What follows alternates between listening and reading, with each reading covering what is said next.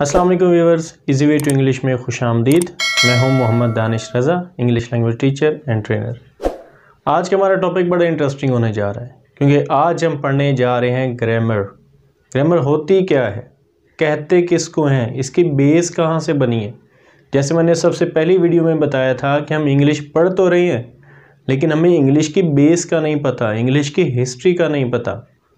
इसी तरह ग्रामर कहते किसको हैं, इसका आगाज़ किस तरह हुआ है, ये किस तरह हम तक आज मुख्तलिफ़ डेफिनेशंस या मुख्तलिफ़ फॉर्म्स में हम इसको पढ़ रहे हैं। तो आज हम देखते हैं कि ग्रामर होती क्या है, what is the definition of grammar, what is the meaning of grammar. तो जब हम हिस्टोरिकली देखते हैं, सबसे पहले ओल्ड एज में लैटिन या ग्रीक्स में जब हम इसको देखते हैं या फ्रेंच एरा के अंदर, तो फिर ग्रामर को लैटिन वर्ड में ग्रामेटिका कहा जाता था। Grammatica, that was the art of writing. क्योंकि ग्रामर का बेसिकली जो कंसर्न है वो आपकी राइटिंग्स के साथ होता है। आप जो कुछ लिख रहे हैं उसके रूल्स को पढ़ना है और राइटिंग्स में क्या है उसको आपने इंक्लूड करना है। ग्रामर क्या करती है, आपको राइटिंग के बारे में कंसर्न करती है, राइटिंग के बारे में बताती है। तो इसलिए ओल्ड जो लैंग्वेज का कॉन्सेप्ट था लिंग्विस्टिक्स के लिहाज से, ग्रामर को राइटिंग्स के साथ अटैच किया जाता था। राइट, फिर आ जाता है जी टाइम मिडल एजेस का, जिन्हें हम कुरून वुस्ता के नाम से जानते हैं। इस एज में इसको डेफिनेशन दी गई है सेट ऑफ रूल्स, कवानीन है ये कुछ लैंग्वेज के जिनके मुताबिक पूरी लैंग्वेज को पढ़ा जाता है। That was a concept in middle edges. तो ये मिडल एजेस का कॉन्सेप्ट था कि सेट ऑफ रूल्स को ग्रामर कहते हैं। अब 20वीं सदी के आखिर पे ये कॉन्सेप्ट ख़त्म होने लगा और एक नया कॉन्सेप्ट लिया जाने लगा। इसको मॉडर्न कॉन्सेप्ट कहते हैं। 20th century to onward till now modern age में ग्रामर क्या है। आज के दौर के जो लिंग्विस्ट हैं, माहिरीन ज़बान हैं, वो ग्रामर की क्या डेफिनेशन करते हैं, ग्रामर को क्या वैल्यू देते हैं, व्हाट इज़ ग्रामर।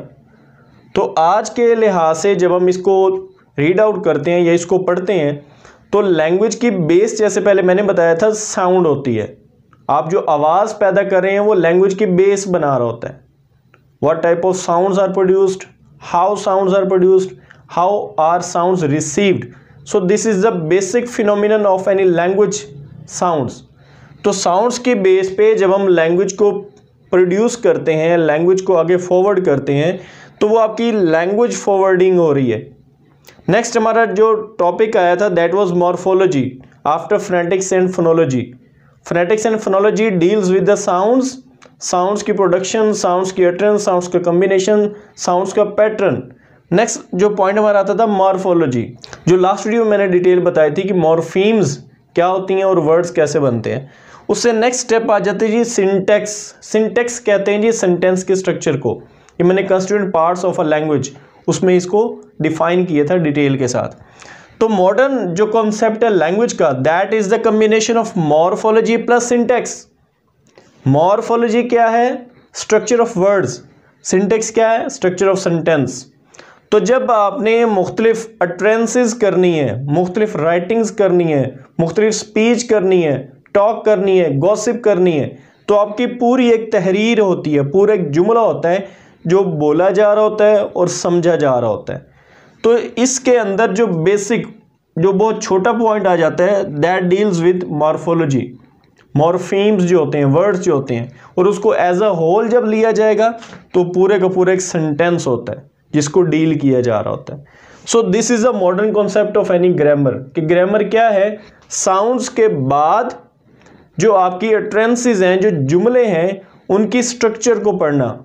फिर उस जुमले के अंदर चाहे वो वर्ड्स हैं, फ्रेजेस हैं, क्लॉजेस हैं या पूरा सेंटेंस है, इनको तोड़ तोड़ के, इनको तरतीब से स्ट्रक्चर वाइज जब आप इसको डिफाइन करेंगे, पढ़ेंगे, इनको डिवाइड कर देंगे, तो इसको हम ग्रामर कहेंगे।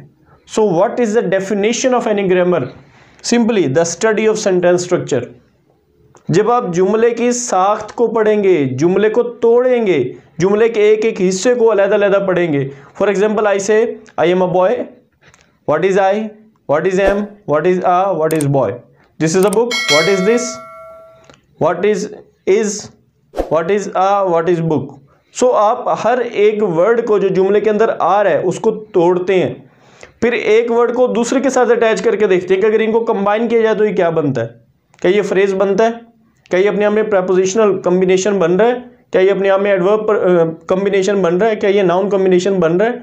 तो ये आगे डिटेल्ड इसकी चीज़ें आ जाती हैं। पहले आपने एक एक को अलग करना है, फिर एक के साथ दूसरे को जोड़ना है, फिर दो के साथ तीसरे को जोड़ना है, फिर तीसरे के साथ चौथे को जोड़ना है। जितना बड़ा आपका जुमला होगा आप उतना ज़्यादा उसको स्ट्रक्चर बेस्ड अंडरस्टैंड करेंगे। This is grammar of modern concept. तो इस वजह से हम क्या कहते हैं कि सबसे पहली जो बेस है लैंग्वेज की दैट इज साउंड्स। जब आप साउंड्स को डिस्कस कर लेते हैं उसके बाद आ जाती है आपकी मॉर्फोलॉजी एंड सिंटैक्स। नेक्स्ट आपका आता है जी सिमेंटिक्स, जिसको हम स्टडी ऑफ मीनिंग्स कहते हैं। तो लैंग्वेज इन चीज़ों का कॉम्बिनेशन है, साउंड्स, ग्रामर, मीनिंग्स। हमारे यहाँ क्योंकि किसी भी लैंग्वेज को एज अ सब्जेक्ट बेसिकली पढ़ाया जा रहा होता है, स्पेशली जैसे इंग्लिश है, इंग्लिश को एज अ सब्जेक्ट पढ़ाया जा रहा है ना कि एज अ लैंग्वेज। जब भी आप किसी लैंग्वेज को एज अ लैंग्वेज पढ़ाएंगे तो फिर आप इस पर फोकस करते हैं, साउंड्स पे। जब आप उसको एज अ सब्जेक्ट पढ़ा रहे होते हैं फिर आप ग्रामर पे ज़्यादा फोकस करते हैं। आप देखें, अब हमारे लिए इंग्लिश बड़ी मॉडर्न लैंग्वेज है, हमारे लिए बड़ी टफ लैंग्वेज है, हमें इसे सीखना पड़ता है, इसके कायदे कवानीन सीखना पड़ते हैं। अगर आप इंग्लैंड में जाके 5 साल रहे आए, आप किसी स्कूल में ना पढ़ें, आप किसी इदारे में ना पढ़ें, आप किसी इलाके में रह जाएं, लंदन में चले जाएं, स्ट्रीट्स में घूमना फिरना शुरू कर दें, लोगों से बातें करना शुरू कर दें, 4 से 5 साल के अंदर आप बिल्कुल ऐसे इंग्लिश बोलेंगे जैसे वहाँ के अंग्रेज बोल रहे हैं, जैसे वहाँ के ब्रिटिश बोल रहे हैं। So it depends upon your environment, it depends upon your sounds. जैसे मैंने पहले बताया था कि लैंग्वेज लर्निंग स्किल्स क्या है, लिसनिंग, स्पीकिंग, बेसिक। अब लिसनिंग स्पीकिंग कर लें आप लैंग्वेज में एक्सपर्ट बन जाएंगे, that's all. No need to write it, no need to read it. Sound से आप लैंग्वेज सीख सकते हैं। ग्रामर क्या है? जब आप उसकी बेस में चले जाते हैं, जब आप उसको राइटिंग में लेके आते हैं, जब आप उसके रूल्स रेगुलेशंस को पढ़ना शुरू कर देते हैं एज अ फॉर्मल सब्जेक्ट, जब आप उसको क्लासरूम में, जब आप उसको बुक्स में, जब आप उसको अपनी स्टडीज़ में, एजुकेशन में लेके आ जाते हैं, फिर आप ग्रामर को डेफिनेटली पढ़ते हैं ताकि आपको रूल्स रेगुलेशंस उसके मुकम्मल पता चल सके कि इस लैंग्वेज के जुमले, इस लैंग्वेज के फ्रेजेस, इस लैंग्वेज के वर्ड्स, इस लैंग्वेज के पैराग्राफ्स किस तरह ब्रेक डाउन किए जाते हैं, ये कैसे कम्बिनेशंस बन रहे हैं। नेक्स्ट आ जाता है मीनिंग्स। मीनिंग्स क्या होती हैं कि आपने जो जुमला बोला उसका मतलब क्या है। तो जब आप मीनिंग्स को निकाल दें और साउंड्स को निकाल लें, आपके पास बेस लैंग्वेज सब्जेक्ट ग्रामर आ जाता है। सो this is grammar. I hope so that you have very well learned about concept of grammar. तो ये है जी ग्रामर। ग्रामर कहते किसको है, ग्रामर की हिस्ट्री क्या है और ग्रामर का मॉडर्न कॉन्सेप्ट क्या है। Thank you very much.